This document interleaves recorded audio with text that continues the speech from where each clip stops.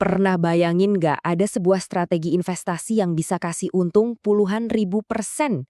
Kedengarannya mustahil ya, kayak cerita fiksi. Tapi gimana kalau ternyata resep atau playbooknya itu ada dan terjadi di pasar saham kita sendiri? Hari ini kita bakal bongkar abis strategi fenomenal itu. Coba deh, liatin angka ini. 20.000%. Serius, ini bukan salah ketik. Ini adalah return nyata yang didapat oleh investor Andre Hakim di Bursa Efek Indonesia cuma dalam waktu 5 tahun. Angka ini bikin performa indeks global manapun kelihatan lambat banget. Nah, pertanyaannya simple. Ini cuma hoki gila-gilaan yang terjadi sekali seumur hidup atau jangan-jangan ada sebuah sistem di baliknya? Jawabannya, ini bukan hoki. Ini adalah sebuah playbook. Sebuah metode yang punya pola, bisa dipelajari, dan fokusnya ada di situasi-situasi korporasi yang, ya, sering banget dilewatkan sama investor lain. Oke, kita mulai bedah isi playbooknya ya. Hal paling dasar dan paling penting, buang jauh-jauh deh semua teori soal value investing yang mungkin udah kalian tahu selama ini. Biasanya kan kita diajarin cari saham murah itu lihat data masa lalu, PB-nya rendah, PI-nya rendah. Nah, strategi ini ngebalikin logikanya 180 derajat. Kita nggak lihat ke belakang, kita lihatnya ke masa depan. Kita nggak beli perusahaan karena dia murah sekarang, tapi karena kita tahu perusahaan ini akan berubah jadi sesuatu yang jauh lebih besar. Jadi ini bukan soal nilai statis, tapi tentang nilai dinamis yang siap meledak. Terus gimana kita bisa seyakin itu sebuah perusahaan bakal bertransformasi? Kuncinya itu bukan di apa perusahaannya, tapi di siapa orang di belakangnya. Nah, ini dia konsep utamanya, sang joki. Gampangnya gini, kita nggak bertaruh pada kudanya, kita bertaruh pada joki yang nunggangin kuda itu. Dan joki-joki ini tuh bukan orang sembarangan. Mereka adalah pengendali perusahaan yang rekam jejaknya udah nggak perlu diraguin lagi. Lihat aja nama-nama ini. Ada Jeringa dan Patrick Waluyo di ARTO, yang udah buktiin sendiri gimana mereka sulap BTPN jadi jenius. Terus ada Sugianto Kusuma alias Aguan, raksasa properti di balik Pani. Dan pastinya Chairul Tanjung di BBHI. Mereka ini bukan sekedar manajer, tapi maestro transformasi bisnis. Jadi, bertaruh pada mereka itu sama aja kayak bertaruh pada sebuah kepastian. Oke, jokinya udah ketemu. Sekarang apa pemicunya? Apa sih sinyal yang jadi tanda kalau transformasi raksasa ini bakal segera dimulai? Nah, disinilah kita masuk ke ruang mesinnya. Pemicu pertama dan yang paling sering kejadian itu namanya backdoor listing.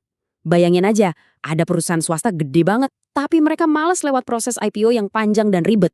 Jadi, apa yang mereka lakuin? Mereka beli aja perusahaan publik kecil yang bisnisnya udah nggak jelas. Ibaratnya cangkang kosong buat dijadiin kendaraan masuk ke bursa. Simpel kan? Kenapa cara ini bisa dahsyat banget hasilnya? Karena ada yang namanya arbitrase valuasi. Pasar kan masih ngelihat perusahaan ini sebagai cangkang kecil yang nilainya segitu-gitu aja. Padahal kita tahu sebentar lagi aset triliunan bakal disuntik ke dalamnya. Ini tuh kayak kita beli garasi tua seharga 100 juta, tapi kita tahu besok garasi itu bakal jadi pondasi buat mall seharga 10 triliun. Cepat atau lambat valuasinya pasti akan disesuaikan.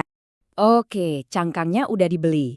Terus gimana cara mindahin aset raksasa itu ke dalam cangkang tadi? Nah, disinilah mekanisme kedua berperan, jumbo rights issue.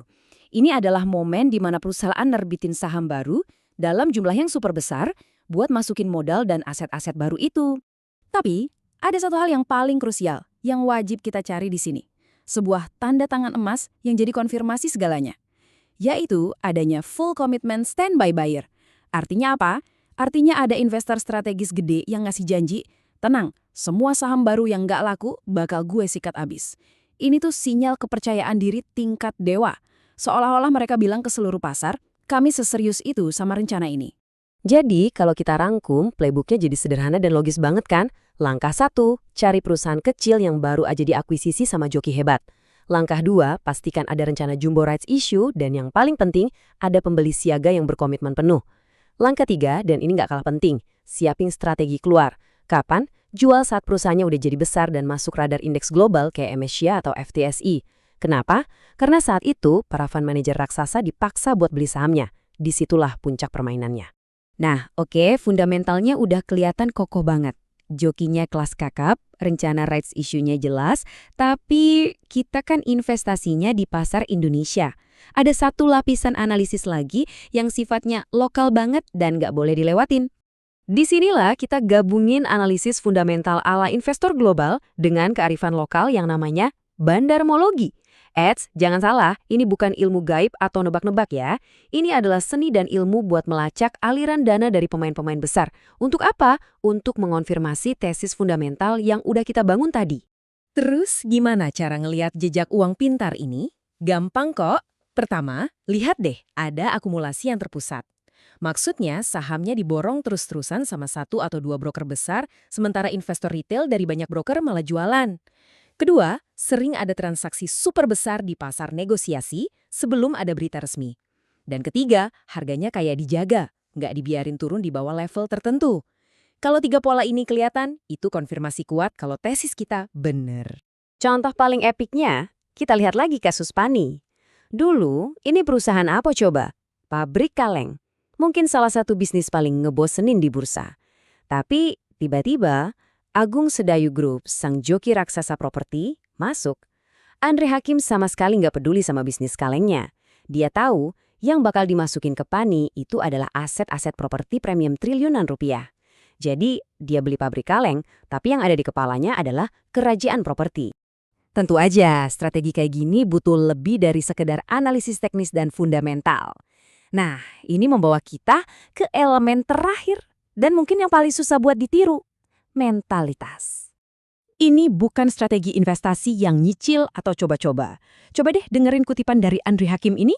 Dia mindahin hampir 90% keuntungan dari saham sebelumnya ke Pani. 90%. Ini bukan diversifikasi. Ini adalah keyakinan yang luar biasa kuat. Dan keyakinan kayak gitu cuma bisa datang dari satu hal. Riset yang super-duper mendalam. Filosofinya jadi kebalik. Resiko itu bukan dikelola dengan cara sebar uang ke banyak saham. Bukan. Resiko itu dikelola dengan cara mengetahui satu saham, satu kali deal, lebih baik daripada orang lain di pasar. Kita harus tahu segalanya, mulai dari jokinya, struktur dealnya, sampai motivasi semua pihak yang terlibat. Jadi, dari semua cerita tadi, apa sih yang bisa kita bawa pulang? Kita bisa rangkum semuanya jadi sebuah checklist multi-bagger. Anggap aja ini filter buat kita nyari potensi serupa di masa depan. Market cap awalnya kecil? Cek. Ada perubahan pengendali? Cek. Jokinya punya reputasi bagus? Cek. Ada rencana jumbo rights issue dengan standby buyer? Cek. Punya cerita masa depan yang kuat? Cek. Dan terakhir, ada jejak akumulasi dari uang pintar? Cek. Kalau semua kotak ini bisa dicentang, wah mungkin kita lagi lihat sebuah setup klasik.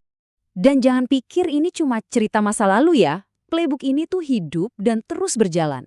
Saat ini aja, pasar lagi rame ngelihatin saham pelayaran bernama CBRE.